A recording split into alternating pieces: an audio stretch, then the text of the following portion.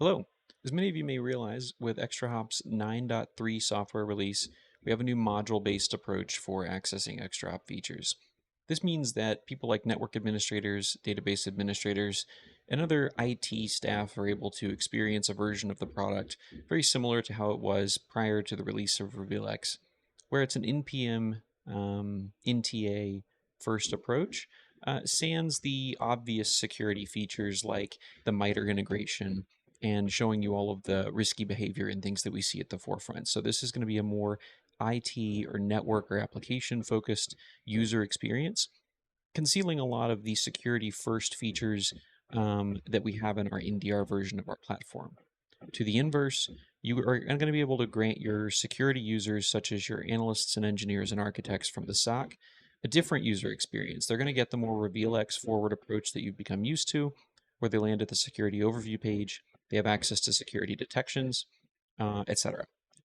So, without going into all the details of the two different modules, I think that's a different topic. Today, the objective is to help you understand the changes that need to be made in your ExtraHop platform in order to take advantage of this new module-based approach, as well as how to migrate your remote authenticated users to this new experience without interruption, and helping you understand what needs to be done in order to control that experience across those users.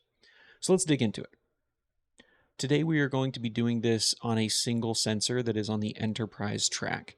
The experience will be quite similar with the RevealX 360 model, as well as if you have an ECA or you're doing this from the RevealX 360 administration page. However, there will be some minor UX differences here and there. I'm going to go to all administration, and then I'm going to go to, first to just sort of set the stage, I'm going to go to users and add a user so you can see if I was to do a local user. We now have these these two different modules and 4 different levels of RBAC or areas of RBAC that you can control. So you can designate packet and session key access, NPM module, NDR access, and then what level of overall privileges or access to the system that they have. Please note that the concept of unlimited privilege, so system and access administration, does gray out or neutralize this module-based approach, which means all the experiences that a platform is licensed for will be granted to an unlimited privilege or system and access administration privilege user. That's important to remember. Now, the first step here that you'll notice is under global policies, and I've actually already made this initial change. However, a user, when you go under global policies, will be granted by a tick box here at the top that they need to check in order to enable this new module-based approach. It's simply a big yellow banner at the top with a tick box. I did already make that change, so I can't demonstrate that aspect for you here now, but that's going to be here. But it does warn you that you need to make sure your SSO is configured properly before making this change.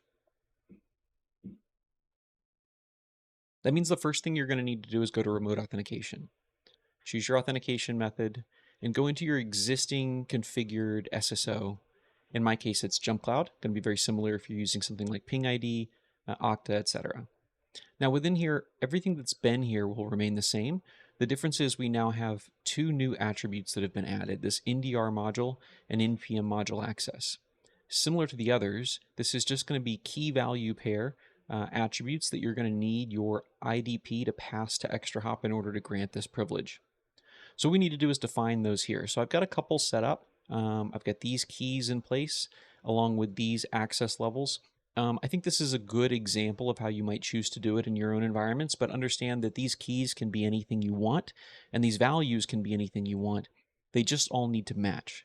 I think to demonstrate that, what I'm going to do is make this key be fruit, and say fruity pebbles, and full access will be cherry. Pretty sure that's not even a fruity pebble flavor. And this one will be blueberry. I'm just seeking to demonstrate that the key and value names do not matter. They just need to match across the environments. And I can save this. I'm going to go ahead and pull it back up though so that I can reference it here as we move to the IDP side. So the service provider side, that's ExtraHop, has been configured. Now we need to go to the IDP. This could be Ping, Okta, JumpCloud, AD, whatever you're using. In my case, it's JumpCloud. The individual UX steps you need to take here, of course, are going to vary by platform, but the overall concept and the changes that need to be made will be the same. I'm going to go into the configuration for the service provider under SAML 2.0, which represents this ExtraHop that I'm working on. Under the SSO configuration section, you'll notice all the key value pairs and various attributes that have already been configured here, but I need to go down to my attributes section and create a couple new ones. I'm going to add 2 new ones. Go back to ExtraHop and I'm going to copy my first key, and then I'm going to copy my fun one. Now these need to map to attributes on the IDP side. Now this JumpCloud has a very clear and simple way of presenting this to you and letting you do this mapping. This is going to vary across the different IDPs you may work with. I found this to be a bit more complex or a bit simpler and more straightforward depending on the platform. Once again though, the outcome needs to be the same. So this needs, I'm going to have these both mapped to different names that I'm going to set here, once again, to reinforce that this is just pairings and mappings, and there's no specific verbiage you need to use, no specific syntax you need to use here. So I'm going to say that my NDR level, which uses this more SAML standard formatting here, I'm going to want the JumpCloud attribute to simply be ExtraHop, custom user group attribute, and the custom attribute should just be ExtraHop NDR. And then this one will also map to a custom one, which will have be called ExtraHop NPM. And save. Now, it's all configured now. The problem is I don't have any users that are mapped to these new attributes. So let's go do one. I'm going to do this on a user-by-user basis. So the first thing I'm going to do is go to and find my own user account. Go to Details, Custom Attributes. I'm going to add some. My first one will be ExtraHop NDR, and we will say this user has full, and the other one will be ExtraHop NPM, and we'll say the user user. Now if you note, I use none and full as my words there, but that's actually not going to work out right, because even though I did full and none here, I used some ridiculous verbiage here, so I need to have these values match. So I'm going to go back into that user, custom attributes. If you notice, it's the NPM one that needs to be blueberry. Now, if you'll recall, whenever we looked at the users, a user that has setup privileges or unlimited or system level privilege is going to not have this role-based access applied to them. So it's important for demonstration purposes that I go find this user and ensure that they don't. And right now, I do have admin level privilege. So this is automatically granting me that system level access. So I'm going to remove this checkbox and save it. That's going to revert me down to the user's level of privilege. And in my environment, the user's level of privilege, I believe, is limited right. So the experience I expect to show you now is that under users, there is no inherited group level other than the one granted to users, which is limited right. And I am going to be passing custom attributes for ExtraHop NPM and ExtraHop NDR that contain values of blueberry and full. And to help the SP understand these attributes, we've configured the SP SSO configuration, a lot of acronyms here, to map the values that it has for ExtraHop NDR and NPM to NDR level and Fruity Pebbles, respectively. Perfect.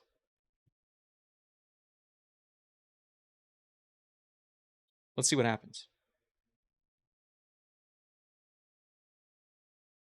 We're back at ExtraHop. I'm logging in with my SSO. I have been granted privilege to log in. If I go check my user level, he has limited right, not system level, because I don't have that admin group checked. And if you look up here at the top, I do not see the alerts feature, which is an NPM only option.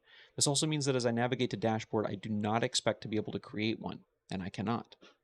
This also means that as I navigate to detections, I will see all of my detections here, and I see the security detections, which is part of the NDR. So this has worked properly. I'm going to go back up here and log out again just to show it to you one or two more times. I'm going to go back into my admin portal for my SSO, go back to my user. I'm going to go back to the details, custom attributes, and I'm going to change this to cherry. And I'm going to change this to none. I'm going to go log into ExtraHop. And as fast as I made that change, my experience changed in ExtraHop. You now see that I have access to ExtraHop dashboards and the ability to create a new dashboard. I do have access to alerts. And if I go to detections, I will only see performance related detections. I will not see any security detections at all. Finally, if I go log out once more, go back to JumpCloud, let's go ahead and fix all of this real quick. So let's go ahead and log in as a user that has some privilege. I think I actually have a different password on this one now.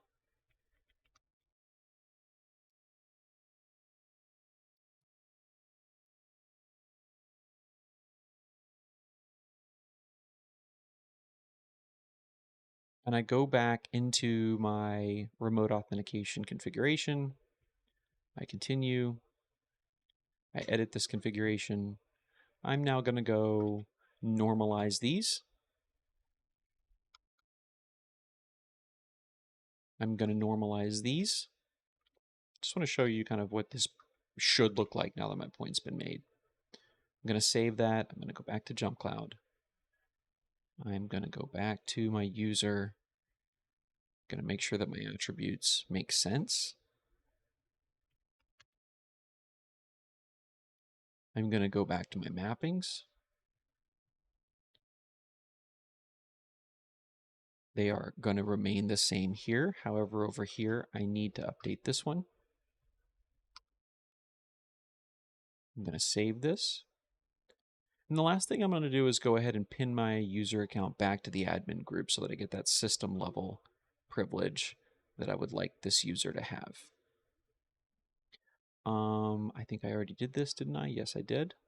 All that's done. So now all I need to do is log out, log in with JumpCloud. And as you can see by the very fact that I landed at the admin page, this has worked. You'll notice that my user account now has inherited that full system level of privilege, and I can access both alerts in the NPM module as well as detections in the security module. I hope this was informative, and I hope you have a great day.